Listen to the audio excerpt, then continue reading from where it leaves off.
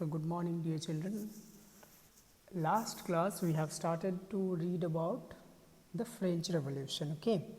And I had just given you a small introduction about this particular lesson, and I have also told you one of the small incident that took place in France in the year 1789, that is also regarded as the beginning of the French Revolution.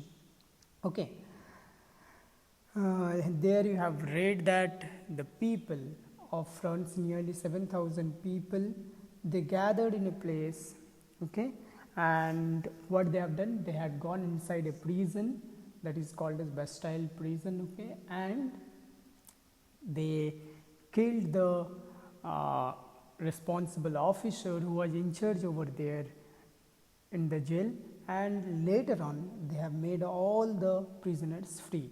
Okay, so this incident, which also regarded as the beginning of the revolution, but why did it take place? Okay, why people had done this? That also I had explained in the last class. So last class we have finished where there I have said that people were angry towards their king, towards their government, because of what? Because government started to impose tax on them. Why government started to impose tax on them? Because during the rule of Louis XVI, the king of France, the French government was heavily under debt. Okay, so one hand the government was heavily under the debt, but the king, who used to spend huge amount freely from the state treasury to lead a luxurious life. Okay, so as a result, what happened, and he had some other expenses that I had also explained in the last class. Okay, so for those reason, what happened, their economic treasury of the state started to drain down day by day. Clear? So to compensate that amount, they required huge amount of money, and they started to impose tax on the people. So increasing amount of tax was the reason why people are not happy, not satisfied with the king or with the government. So that was one reason.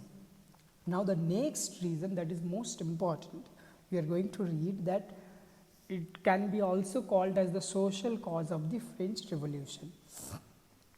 What was the social cause? What happened? For a long period of time, for centuries, the French society was divided into three estates. Okay, I hope last class some of you had gone through the textbook and we are discussing about this. So the society was divided into three estates, which are the first estate consisted of the clergy. Okay, then the second estate consisted of the nobility, and the third estate comprised the commoners or the common people. Okay, now if you discuss about the third estate, that includes common people, okay, it basically includes the people who were businessmen, who were merchants, who were lawyers, who were court officials, who were peasants, who were landless labor, servants. These were the people who basically belong to the third estate. Now, I think last class, to clear some of the doubts, I had mentioned one point, that the society in France was based on old French maxim that, what was it? It says that the nobles fight, the clergy pray, and the people pay. So it clearly says the function of all the three groups of people. First one, what it is? The nobles fight. Okay. Then the second one, the clergy pray, and the third one says that what it is? The people pay. So the first estate or the clergy, they were the people who were basically the official of the church. Okay, they occupied the highest place in the society. Then under that, nobility comes. The nobility came just below the clergy.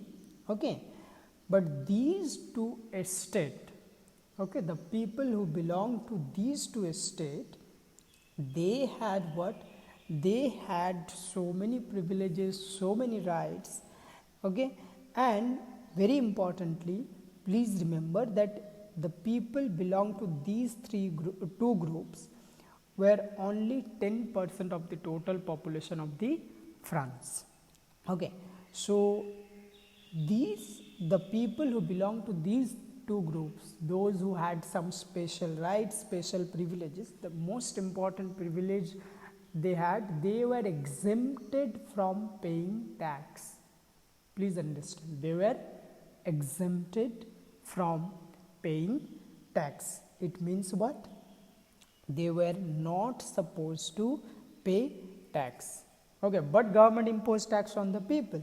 Now, so who were paying tax? Very obviously, the people who belong to third estate, and which was nearly 90% of the total population of the France. So these people are supposed to pay tax.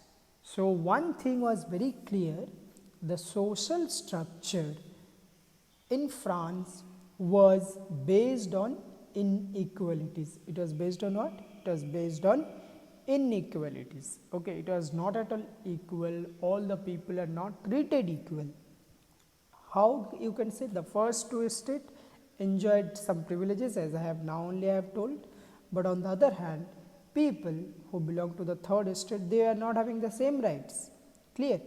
So as a result, what happened? The people who belong to the third estate, they had to bear the burden of taxation levied by the king and other two estate. The farmers or the peasants, they are forced to work for free for the lords. The workers are not allowed to leave their jobs without the consent of their employers, those who had given them work. Okay, the professionals did not have any position in the society. So what happened? Thus, there was a lot of discontent in the minds of the people of the third estate. For a long period of time, they are not satisfied. There is hatredness in their mind. There is discontent in their mind. Okay, and finally, it was very obvious that one day it was going to come out. Okay, so this was the social cause, you can tell, that worked for the French Revolution. So we had read the economic cause, where we had read about the taxation system. Then we have read about the social cause. Okay, now in the beginning, I have said you about the Louis XVI, the king, who belonged to the Bourbon dynasty. Okay, now there was one political cause also worked for this French Revolution. What was that? This Bourbon dynasty, it ruled over France for a very long period of time. Okay, the king of this dynasty, they were basically absolute monarchs. Now, what do you mean by absolute monarchs? Like, monarch system means, okay, monarchy system means this is also one type of government that, okay, where the king or queen is the head of a country or a nation. Okay, so the king was having the absolute power, overall power. Okay, no one was there to control his power. That is only basically the meaning of the absolute monarch. And they thought that they believe in one ideas. Okay, what that is divine right theory of the king. Okay, what does it tell? It tells that they thought that only king was responsible, king was answerable to God alone for their actions, not the common people. Understood? So what does it say? Again I am telling, only king was responsible to answer to God, not the common people. Okay, means it also says in other language that king was having the overall power. Okay, no one had this power. Okay, so as a result, when king started to show his power without listening to the people of the society, of the country, so so people were basically fed up with Louis XVI. But basically Louis XVI was a weak ruler. Okay, and as there was no one to control his power, okay, there is no parliament, okay, so under him, and he was weak, so under him what happened, when he was ruling, the administration had become corrupt, okay, and it became inefficient. The administration was not able to administrate the country properly.